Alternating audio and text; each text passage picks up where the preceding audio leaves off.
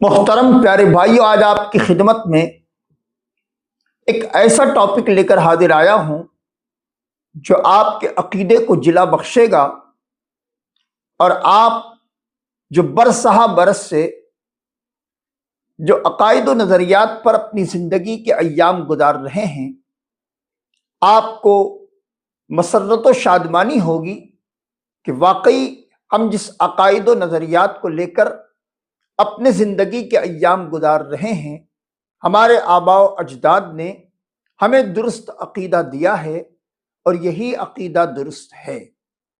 بعض لوگ اپنا یہ ذہن بنائے ہوئے ہیں کہ اللہ کے علاوہ کسی کے کوئی کام نہیں آتا،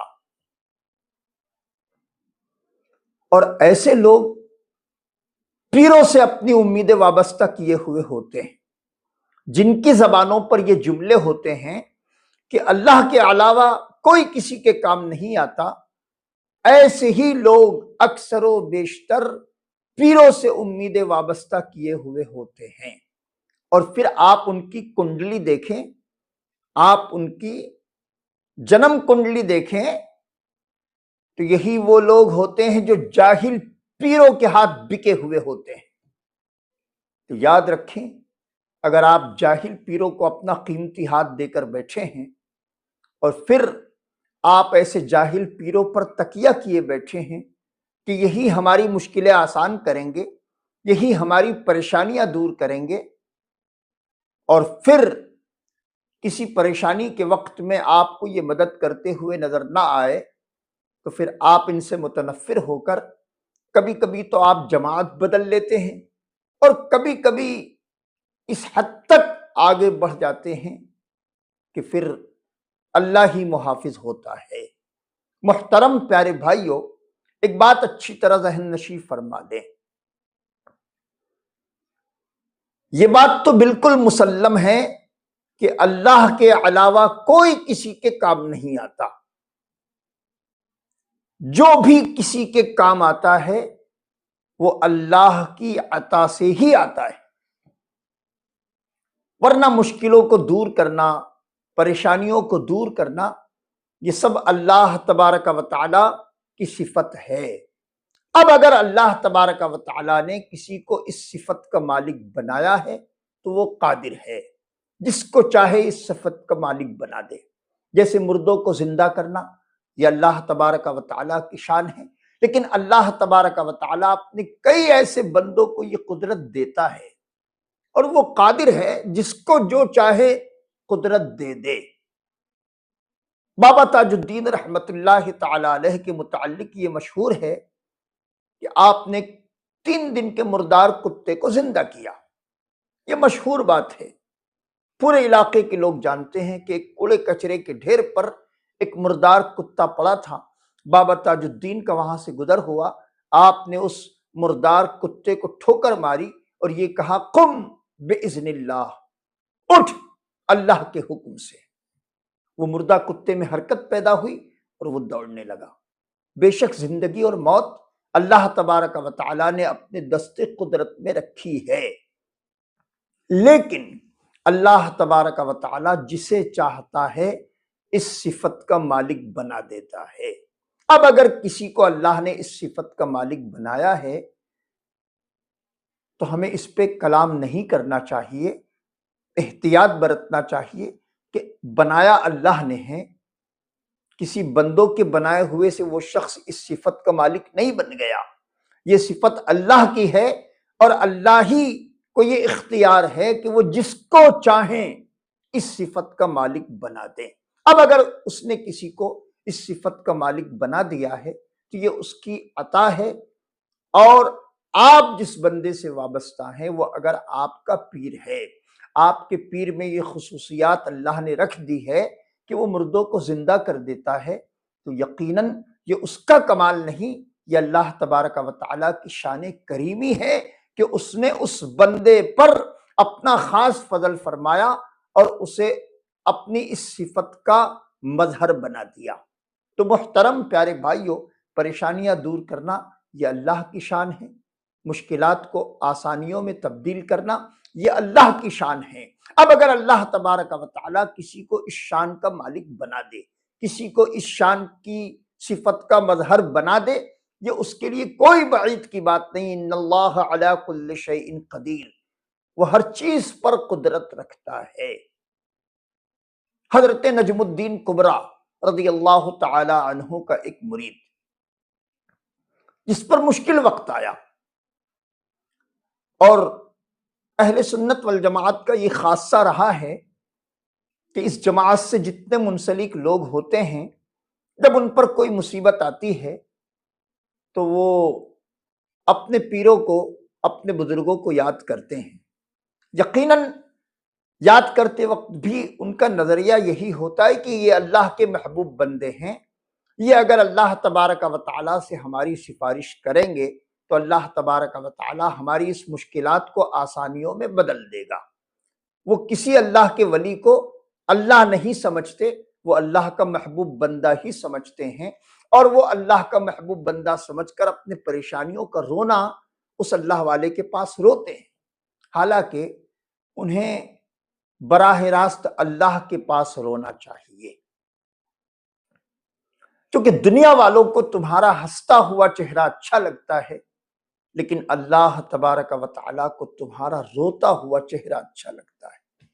سیدنا علی المرتضیٰ رضی اللہ تعالیٰ عنہ فرماتے ہیں، دنیا والے تمہیں ہنستا ہوا دیکھنا پسند کرتے ہیں، اور اللہ تبارک و تعالیٰ تمہیں اپنی بارگاہ میں روتا ہوا دیکھنا پسند فرماتا ہے۔ تو میرے پیارے بھائی، جب دنیا میں کوئی مشکل وقت آئے تو کسی بندے کے سامنے رو کر اپنی اس حرکت سے بچیں۔ رونا جہاں تک ہے وہ اپنے مولا کے سامنے۔ یقین جانیں، آپ کسی دنیا دار کے سامنے رو کر اپنی بے عزتی کروا سکتے ہیں، لیکن اللہ کے سامنے رو کر آپ اپنے مقام و مرتبے کو بلند کروائیں گے۔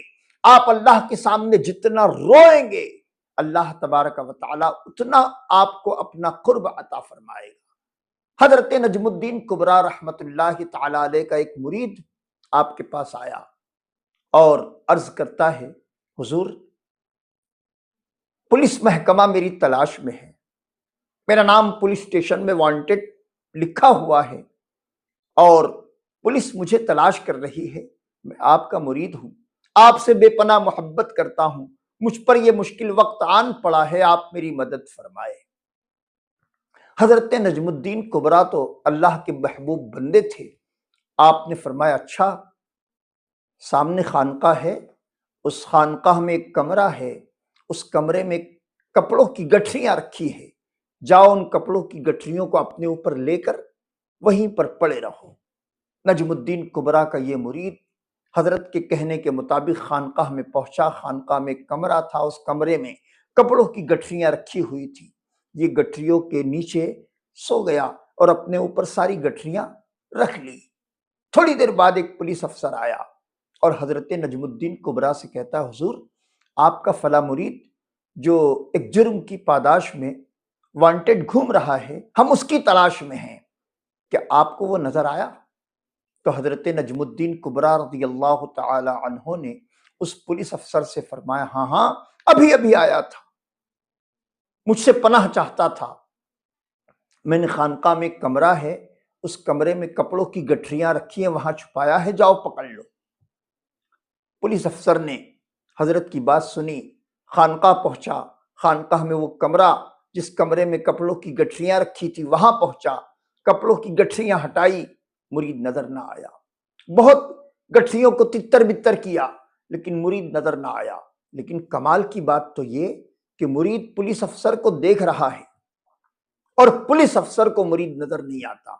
یہ ہے سچ کو آنچ کہاں، یہ ہے سچائی کی برکت۔ نجم الدین کبریٰ کے پاس پولیس افسر آتا ہے تو آپ نے اس کو پتہ بتانے میں چوم و چرا نہیں کیا، مرید آیا تو اس کو پناہ دینے میں بھی چوم و چرا نہیں کیا، اس کو پناہ دی، اور پولیس افسر آیا تو آپ نے اس کو پتہ بھی بتایا۔ لیکن سچ کی برکتیں اب ظاہر ہو رہی ہے، اسے آپ چشمان سر سے ملاحظہ کریں۔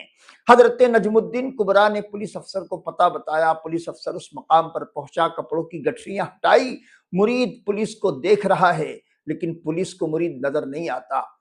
پولیس واپس آئی، کہا حضور وہاں تو نظر نہیں آتا۔ آپ نے فرمایا میں نے تو وہیں چھپایا ہے، اب تجھ کو نظر نہیں آتا تو اپنی آنکھوں کا آپریشن کروا۔ پولیس افسر کو ایسا لگا کہ یہ دیوانے ہیں، وہ چلا گیا۔ جیسے ہی پولیس افسر گیا، آپ نے مرید کا نام لے کر آواز دی، مرید دوڑا ہوا آیا اور شکایتی انداز میں کہتا حضور یہ کوئی تک بندی ہے، آپ نے مجھ کو پناہ بھی دی اور پولیس افسر آپ کے پاس میرے متعلق پوچھنے آیا تو آپ نے اس کو پتہ بھی بتایا۔ تو آپ نے فرمایا میں نے سچ کہا تو دنیا کی پکڑ سے بچا اور میں آخرت کی پکڑ سے بچا۔ میں نے سچ کہا تو اس کی برکت یہ ظاہر ہوئی کہ تو دنیا کی پکڑ سے بچ گیا اور میں آخرت کی پکڑ سے بچ گیا۔ میں جھوٹ کہتا تو یہاں پھنس جاتا، میں وہاں پھنس جاتا۔ محترم پیارے بھائیوں، یہ ہے اللہ والوں کا انداز، یہ ہے اللہ والوں کی شان۔ یقیناً کرنے کرانے والی ذات صرف اللہ کی ہے، لیکن اللہ تبارک و تعالی اگر اس صفت کا کسی کو مظہر بنا دے تو اس کی شان ان اللہ علی کل شیء قدیر کی ہے۔ وہ جس کو چاہیں جس صفت کا مالک بنا دے، اس سے کوئی سوال کرنے والا نہیں، کیونکہ وہ اللہ تبارک و تعالی ہے، وہ خالق ہے، وہ ہمارا مالک ہے، اس کو سارے اختیارات ہیں۔ بندوں کے پاس جو کچھ اختیارات ہیں وہ اللہ کے دیے ہوئے ہیں۔ آپ کی خدمت میں عرض کرتا ہوں اپنے عقائد و نظریات کو درست رکھیں۔ آپ اگر ولیوں سے محبت کرتے ہیں، آپ کی محبت بالکل بجا ہے، بیجا نہیں ہے۔ آپ ولیوں سے محبت کیجئے، لیکن یاد رکھیے جہاں تک مانگنے کا تعلق ہے، مانگنے کا جہاں تک سوال ہے، اگر آپ جب بھی مانگیں ان اللہ والوں کے وسیلے سے اللہ سے مانگیں۔ جب بھی مانگنے کی بات آئے، جب بھی آپ پر کوئی مشکل وقت آئے تو آپ ولیوں کا وسیلہ ضرور لگائیں، لیکن مانگنے کی جہاں تک بات ہے وہ صرف اللہ سے مانگیں۔ پانے والے سب اس سے پاتے ہیں، پانے والے سب اس سے پاتے ہیں، دینے والوں کا نام ہوتا ہے۔ اگر آپ ولیوں کے آستانوں پر بیٹھ کر ولیوں سے مانگتے ہیں تب بھی کوئی غلط نہیں کرتے، لیکن بہتر یہ ہے کہ آپ ولیوں کے آستانوں پر بیٹھ کر اللہ سے مانگیں۔